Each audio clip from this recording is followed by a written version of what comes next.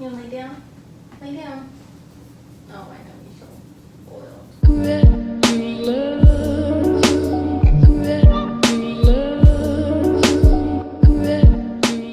Hey y'all, I'm Casey and welcome to my channel. Today I'm going to be talking about why we are no longer moving. I have mentioned it in a few of my videos. This has been decided of us not moving for about, I don't know, 2 or 3 weeks now. We are getting settled back in with unpacking and everything, and as you can see, like, I don't know if you noticed, but our roommate and I switched rooms because this room is just a little bit smaller and it just made more sense for her to have the bigger room. And I didn't really think about that until we were like in the moving process, when I really realized how much of a difference there was in the room sizes. So I did this one. This is my office now, or video room, girl cave, whatever, because I do my makeup in here and stuff, and getting stuff settled back in. I'm not really sure how much I can say about what's going on right now, because we did get scammed, or is that even the right, I don't even know if that's like the right term. I think it is, like getting scammed, where we paid somebody to do something and they didn't do it. So we're actually in a legal lawsuit right now, so I'm not going to go into too much detail, but we'll get to that later. So Nicholas and I decided to move about the beginning of summer, and which has been months now, and the lady we were going to move into, her house, it was on 5 acres, and it actually connected to Nick's parents' land, and Nick's father went and checked up on this lady often because she's older and she's sick. She has cancer. It did return, and there's really nothing they can do now. So she was wanting to move because she's running out of money, and she wanted us to have the house. So we got stuff fixed up and we put it up for sale. So this lady, let's call her Miss C. Okay, so Miss C was, like I said, very sick. So she was also losing memory. So she had forgot that she had talked to us, and she had talked to Nick's father about us getting her house. So what we were going to do is not go through a realtor to get her house. We were just gonna do by owner, and she forgot. She had that conversation with us, so she went ahead and got a realtor, and they put it up for sale. So that caused some complication, because so we were on a contingency. What a contingency is, it's like 30 days of us trying to sell our house so we can move there, and it took a lot longer than 30 days for some reason. So we would have people come look at our house. We had a lot of people like it. We have a decent house, like it's a nice house, and there was remodeling done too, so there were things that were brand new, up to date, and we had it set at a decent price to sell. And as many people liked it, nobody was really wanting it and we couldn't figure out why. So with the renovations and getting things fixed, we were going to be getting our roof redone, because it's fine, like our roof isn't terrible. It's I don't know, several years, 5, I don't know, I really don't know how old it is, but it's not terribly old, and it's not in bad shape. But there was a pretty decent hailstorm that came through during the summer, and it was ping pong sized hail, and so there was some damage done to the roof and to the siding. My father-in-law told me that there was going to be somebody coming out to look at the roof to quote us and see how much they were going to charge and whatever. So this guy came out. Long story short, we signed a contract with him. I personally don't even remember signing this contract. I don't remember the contract at all. But in the contract, it says that you have to pay him up front before he starts working on the roof. And you don't do that. You just don't do that. That's not how it works. And I mean, I guess in some cases, but legit everybody we've talked to, they're just like, you know, they do it and then you pay them. They should have the stuff to do it. Like, they shouldn't be out of money, you know? And then it was saying that if we backed out, that he would get 30% of what we gave him.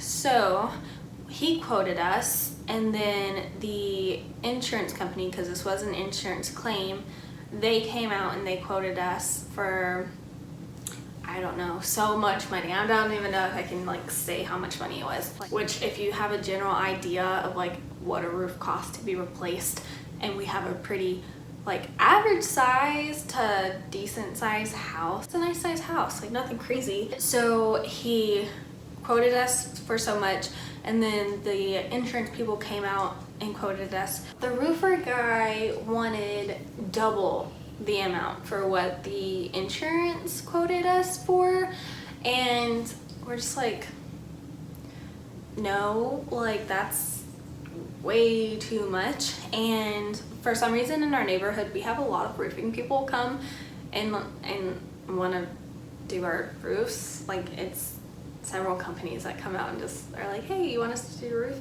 So sometime after that was done, a roofing guy came out and asked if, you know, he could do our roof, and we're like, well, we're in a contract and this is what's going on. And he was like, oh, that's like, yeah, you're a victim of fraud. You know, normally people will get a roofing company, they'll have them come out, they'll get their insurance money, the roofing people come out and get it done all within no more than a month. So this guy came, and it took months for him to really do anything. Like, there was only paperwork, because he kept wanting more money from us, and we were just like, no, like, you're being ridiculous. This doesn't cost this much, and we knew that, and it's ridiculous. We told him, make your quote look like the insurance quote, and let's get the roof done. And we were like, don't come back until this quote matches, because this is way too much. And everyone, even other roofing companies, are like, no, your house isn't that much. Like, it shouldn't be that much. So we didn't hear from him again. He didn't call, he didn't answer his phone, he didn't text us or email us back or anything. So we had to take legal action, because he already had our money that would have well covered our roof. It wasn't just us, it was the next parents too, where they paid him to do their roof, but he was also asking double. So since we didn't hear from him, we had to take legal action, and so now we are currently in the process of trying to figure that out. So it's either he's gonna pay us back or he's going to prison. Like, one of the two things. Like, something has to happen. And we found out that this person has been this way his whole life. His aunt even got in contact with us because there was something that happened, and his aunt had us contact her. She had a lake house that she sold him, and he didn't have the money to actually pay her or pay the bank or something, so it got foreclosed on, and he still owes her that money, and it's $200,000. And she's just like, this is just how he's always been and how he's been with like clients. And if you look up this company and this guy, you will see so many complaints and lawsuits. Like, we're not the only one. We're like number 20 lawsuit. We're not just those people that are like, we're gonna sue you kind of thing. It's no, he took our money and he hasn't done any work at all, and he keeps saying, oh no, I need this much, oh no, I need this much, and he keeps raising the price. Another thing that had happened is Miss C's, her son became power of attorney over the house, so he wanted us to have the house as well, and he was working with us for a little bit, but he then changed his mind and he wanted to sell the house for more than what we originally agreed on, and we could not afford that. We were still in contract with Miss C, so we were trying to hurry up and do it within this contract, but like I said, people came and liked the house, but then they nothing ever happened. So I was always okay with not moving. I'm fine with staying here. I like this house. I mean, that house that we were gonna get was gonna be great. It was about the same size as our house now. It was just on 5 acres of land, and it was a newer house. Positives is that we did get stuff done in the house. We got our bathroom done, our kitchen done, and those aren't even 100% done, but they are updated, and there's a few touches here and there that need to be completed.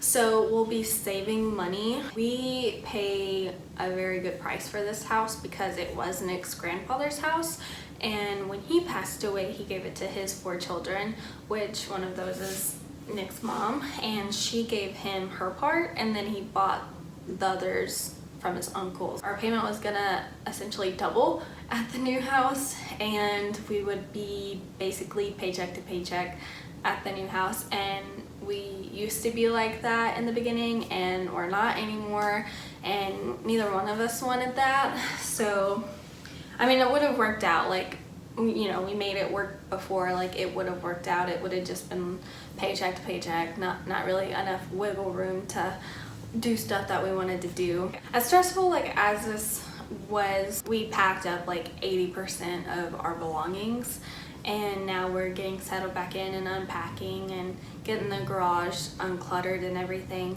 Or decluttered? Uncluttered? Is that the same thing? I don't know. I'm just glad that we're finally, after months, we're finally just staying. I was just ready to, I was like, we either need to like go or we need to stay. Like, I don't even care at this point. Like, something needs to happen. I'm ready to get settled back in. I'm ready for my home to look like a home again and not vacant. I'm just ready for the decision to be made. What are we doing? What's happening?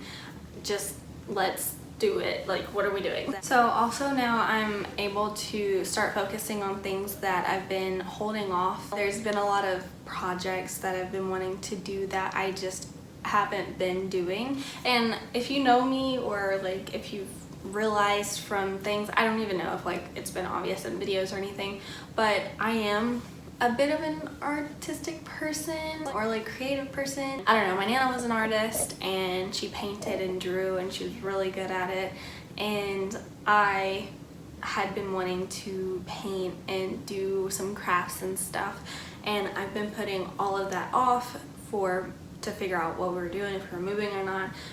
Now we're not. So I got a painting easel set up over here. I got some stuff coming in the mail that I'm gonna start working on hopefully in about a week or 2. So I'm really excited to actually get to start doing that now, since we're getting settled back in. So right now I'm just kind of focus on getting stuff unpacked before I start doing that kind of stuff, because I'd rather get that out of the way instead of just still laying everywhere, you know, the house looking like a house again. So as excited as we were to move, it just seemed it was better to stay for whatever reason. There was just one thing after the other, and we were just like, is this a sign that we need to stay? It didn't really make sense because of the hassle we were going through. So we were just like, maybe we are supposed to stay and chill here for a little bit, and then wait for maybe a better opportunity will come and we will get to move to our dream home. We don't know, but that's why we're not moving anymore. So no hard feelings or anything. I'm just glad the decision's been made and I can finally start doing stuff again and not put my life and activities on hold for this, because I was over it. Like, the last month of us doing it, I was just over it. That is it from me, y'all. Hope y'all enjoyed the video. I have a lot more content coming y'all's way soon that I'm really excited about, and I can't wait for y'all to see. Probably in the next week or 2, I'll have another video up. So thank you for watching. Y'all have a nice one.